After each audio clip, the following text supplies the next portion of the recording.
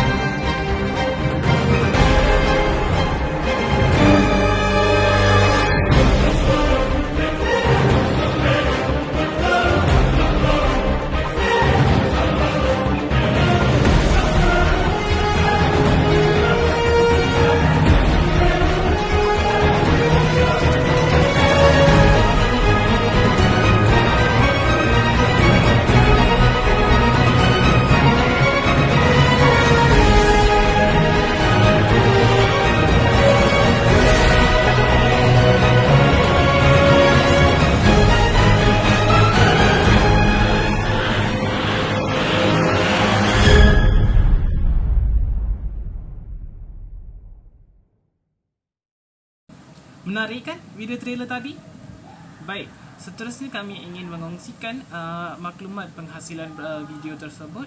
So kami ingin mengongsikan tiga perkara utama, iaitu lokasi pembuatan video, peralatan dan durasi yang untuk menghasilkan video tersebut. So video ini sepenuh-penuhnya dilakukan dalam kawasan perpustakaan Politeknik Seberang Perai. Antara peralatan yang digunakan adalah telefon pintar, baju terpakai, botol air dan kertas A4. Pembuatan video ini mengambil durasi selama 5 hari. Selamat pagi Encik dan kawan sekalian. Nama saya Li Shili. Nombor matrik saya 10 DLS 18F1032. Saya sekarang akan sambung membentang pengalaman dan cabaran yang dihadapi. Pertama, peralatan untuk mengedit dan menangkap video. Biasanya menggunakan telefon bimbit untuk menangkap video, tetapi ini akan menyebabkan kualiti video kurang baik berbanding dengan menggunakan peralatan membuat video yang lebih profesional. Lepas menangkap video, kita kena cari apps yang sesuai dan mudah guna untuk menyambungkan video dan mengeditkan video tersebut jadi video yang kemas dan boleh menarik perhatian penonton. Kedua, masa panjang video. Disebabkan kena mencapai masa panjang video yang ditetapkan, ahli kumpulan kena berbincang cerita video tersebut dan menyiapkan dialog yang cekap panjang untuk mencapai standard yang telah ditetapkan. Ketiga, waktu yang dipilih untuk menangkap video. Disebabkan kita ada kelas daripada Isnin sampai Jumaat, ahli kumpulan dipaksa menggunakan masa selepas kelas habis atau hari cuti. Ini membawa kesusahan kepada ahli kumpulan yang duduk kondo atau rumah sendiri atau pelajar yang ada buat praktik kerja. Keempat, komunikasi antara ahli kumpulan. Ini perlu dalam kerja kumpulan untuk meningkatkan tahap kerjasama antara ahli kumpulan supaya kerja boleh disiapkan dengan berkesan dan cekap. Ini juga akan mengurangkan salah faham antara ahli kumpulan. Kelima, kawalan suara semasa menangkap video. Disebabkan ahli kumpulan menangkap video di perpustakaan, ahli kumpulan kena merendahkan suara dengan tidak dapat membuat gangguan terhadap pelajar lain. Merendahkan suara juga menyebabkan suara susah direkod ke dalam fon dan berlaku kerja yang sama perlu membuat ulangan. Assalamualaikum dan salam sejahtera. Sebelum itu, saya memperkenalkan diri saya terlebih dahulu. Saya Nur Hafizah binti Nur Zaidi. Nama matrik saya adalah 10 DLS 18L1080. Seperti yang kita dapat lihat di slide seterusnya, statistik yang mengatakan bahawa paling tinggi yang berlaku di negeri Selangor iaitu mengumpul jumlah sebanyak 135 daripada tahun 2014 hingga 2018. Slide seterusnya, saya akan membentangkan atau mendefinisikan apa itu maksud pembuangan bayi. Pembuangan kanak-kanak atau bayi adalah amalan melepaskan kepentingan dan tuntutan ke atas keturunan seseorang dengan cara yang tidak sah dengan tujuan untuk tidak lagi menyambung atau menegaskan kembali kewenangan terhadap mereka. Ini bermaksud ibu bapa yang melahirkan anak itu tidak mahu mengambil lagi tanggungjawab, tidak menerima tanggungjawab sebagai seorang ibu bapa dan mengambil keputusan untuk membuang bayi tersebut yang boleh meragut nyawa mereka. Bayi adalah anugerah Tuhan yang sangat berharga. Bayi ini adalah nyawa yang tidak berdosa lagi. Mereka tidak tahu apa-apa lagi. Mereka tidak sedar lagi. Tuan-tuan dan puan-puan tidak tahu perasaan segelintir pasangan di luar sana yang tidak mempunyai anak selepas bertahun-tahun sudah berkahwin. Namun begitu, terdapat segelintir masyarakat di Malaysia yang ingin mengambil keputusan untuk tidak menerima tanggungjawab untuk menerima anak yang dilahirkan itu dan mengambil keputusan untuk membuang bayi tersebut. Begitu jijikkah bayi itu? Jika tuan-puan dapat lihat dalam slide ini, bayi dibuang dalam tong sampah. Selain daripada itu, juga bayi dijumpai dalam sungai dan dibungkus dalam plastik hitam. Dibunuh, iaitu dibuang dari tingkat atas, dibuang ke dalam longkang. Sedih kan? Perbuatan membuang bayi lebih jahiliah daripada perbuatan jahiliah terdahulu. Kerana pada zaman itu, bayi dibezakan jantina. Menurut Akta Kanak-kanak tahun 2001, kanak-kanak didefinisikan berumur di bawah 18 tahun. Tiada takrifan bayi dalam Akta Kanak-kanak 2001, maka bayi didefinisikan juga sebagai kanak-kanak. Sebelum ini, kes pembuangan bayi ini disiasat mengikut Seksyen 31 Akta Kanak-kanak tahun 2001 di mana boleh membawa hukuman denda sebanyak RM20,000 Malaysia atau 10 tahun penjara atau kedua-duanya sekali. Setelah kes pembuangan bayi di Malaysia meningkat, Kabinet Malaysia telah memutuskan kes pembuangan bayi ini boleh disiasat sebagai kes bunuh atau percubaan membunuh. Kes bunuh disiasat mengikut Seksyen 302 Kanun Keseksaan Akta 574 yang boleh membawa hukuman gantung sampai mati. Manakala kes percubaan membunuh pula disiasat mengikut Seksyen 307 Kanun Keseksaan Akta 574 yang boleh membawa hukuman penjara maksimum 20 tahun. Jadi, saya rasa itu saja daripada saya. Sekian, terima kasih. Tanpa membuang masa, kita pergi kepada slide yang seterusnya, membincangkan tentang faktor-faktor yang berlaku mengenai kes pembuangan bayi. Yang pertama, kurang didikan agama. Apa yang difahamkan dengan kurang didikan agama? Ibu bapa yang terlampau sibuk bekerja sehingga mengabaikan anak-anak mereka. Yang kedua adalah pengaruh rakan sebaya. Pengaruh rakan sebaya adalah sangat penting memainkan peranan dalam diri individu seseorang itu. Yang ketiga adalah sikap ingin tahu remaja. Sifat remaja yang seperti kita dapat tahu adalah mereka nak cuba benda yang baru. Yang keempat adalah sikap masyarakat. Selamat sejahtera kepada Encik Suhaimi dan rakan-rakan sekalian. Saya Subhashini Balakrishna ingin membentangkan tentang kesan-kesan pembuangan bayi. Pertamanya, saya ingin membentangkan tentang kesan terhadap bayi tersebut. Kesan terhadap bayi adalah menyebabkan dia akan dipandang rendah dan dihina oleh masyarakat setempat. Bayi ini setelah dewasa tidak akan dapat mengenali siapa ibu bapa kandung sebenarnya.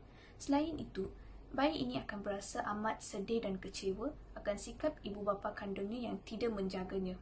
Seterusnya, bayi ini akan menghausi kasih sayang daripada ibu bapa kandung yang telah membuangnya begitu sahaja. Jadi, bayi tersebut akan mempunyai masa hadapan yang sangat suram dalam masyarakat kerana bayi itu akan dikategorikan sebagai anak luar nikah atau anak tidak sah taraf. Kesan kedua yang ingin saya bentangkan ialah kesan terhadap ibu bayi. Kesan terhadap ibu bayi pula, mereka akan mengalami jangkitan kuman kerana semasa mereka melahirkan anak, mereka tidak berada dalam keadaan dan situasi yang selesa dan mengizinkan. Selain itu, mereka juga akan mengalami kecederaan semasa melahirkan anak dan juga kehilangan darah yang banyak akibat mereka tidak mendapatkan bantuan pihak hospital semasa melahirkan anak. Mereka juga akan mengalami pelbagai masalah dalam diri seperti kemurungan, hilang keyakinan diri dan juga mengalami masalah emosi. Sekiranya ibu ini telah membuang bayinya dalam tempoh masa terdekat maupun panjang, sudah pasti suatu hari nanti dia akan merindui anaknya kembali. Oleh itu, ibu yang membuang bayi tersebut akan menyesal perbuatan. Malahan, tidak pasti lagi anaknya itu akan memaafkan ibunya tersebut. Kesan seterusnya ialah kesan terhadap keluarga perempuan. Kesan terhadap keluarga perempuan atau remaja itu adalah maruah diri dan keluarganya akan musnah akibat maksiat, penzinahan, amil dan membuang bayi memang amat memalukan keluarga kerana ia berlaku secara terus-menerus. Selain itu, keluarga remaja juga akan dipandang hina sehingga turun-temurun walaupun perkara itu hanya berlaku sekali. Disebabkan masalah pembuangan bayi juga, masalah perceraian juga boleh berlaku antara ibu bapa remaja. Hal ini kerana ibu bapa remaja yang terlibat dengan perbuatan tidak bermoral ini akan bergaduh dan menyalahkan sesama sendiri kerana tidak pandai mendidik anak dan memelihara anaknya tersebut. Kesan berikutnya ialah kesan terhadap negara. Tidak dapat dinafikan bahawa pembuangan bayi memberikan kesan yang amat besar kepada negara. Jatuh dan bangun sesebuah negara itu bergantung sepenuhnya kepada akhlak remaja atau generasi pada masa kini. Antara kesan yang pastinya berlaku ialah pertumbuhan pembangunan terbantut serta ekonomi negara sukar untuk berkembang disebabkan wujudnya gejala sosial seperti ini. Tambahan pula, perbelanjaan kerajaan turun meningkat untuk menampung bayi yang diletakkan di rumah kebajikan masyarakat. Oleh itu, masalah pembuangan bayi ini perlulah dicegah dengan kadar yang segera dan memerlukan bantuan daripada pelbagai pihak yang berkenaan. Selamat sejahtera, nama saya Syakti Pubalan, nombor matrik 10 DLS 18M1028. So, sekarang saya akan membentangkan langkah-langkah mengatasi pembuangan bayi. So, dalam langkah-langkah mengatasi pembuangan bayi, ia adalah melalui 3 peranan, iaitu peranan pihak berkuasa dan badan NGO, peranan ibu bapa dan peranan pihak media massa. So, peranan pertama adalah peranan pihak berkuasa dan badan-badan NGO adalah mengatasi kemulutan pembuangan bayi. Pihak berkuasa terutama pihak polis haruslah membanteras pengedaran bahan-bahan lucah daripada tatapan anggota masyarakat terutamanya golongan remaja. Selain itu, pihak polis juga perlu tegas menekankan hukuman yang setimbal kepada mereka yang bersalah di penjara seumur hidup. Oleh itu, mereka akan berhati-hati semasa bergaul dan mengelakkan hubungan yang melampaui bantasan agama.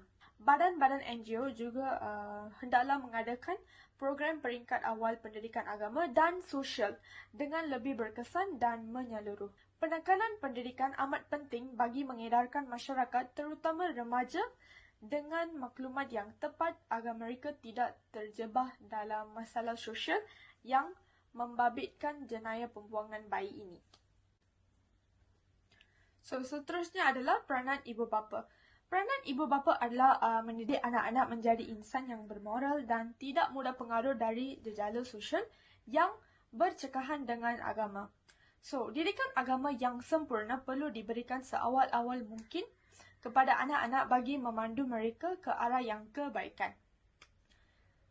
Ibu bapa juga perlu mengawasi pergaulan anak-anak supaya tidak terjemah dengan perbuatan haram dan berdosa seperti melakukan seks bebas.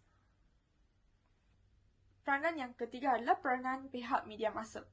Dalam ini, peranan pihak media massa adalah memberikan pendedahan tentang kesan pembuangan bayi kepada masyarakat luar yang perlu ditetiberatkan. Program-program motivasi dan kempen-kempen kesederhanaan haruslah dilaksanakan oleh pihak media amat berguna dan bermaksna. Program motivasi dan kempen keserahan seperti dosa berat dan adab pergaulan mampu memperkuatkan lagi rasa keinsafan dan ketakutan remaja dalam melakukan dosa. Pihak media massa juga hendaklah memberhentikan program-program hiburan melampaui yang boleh merosakkan akhlak remaja seperti cerita-cerita mengandungi agenda 18SX. So, itu saja daripada saya.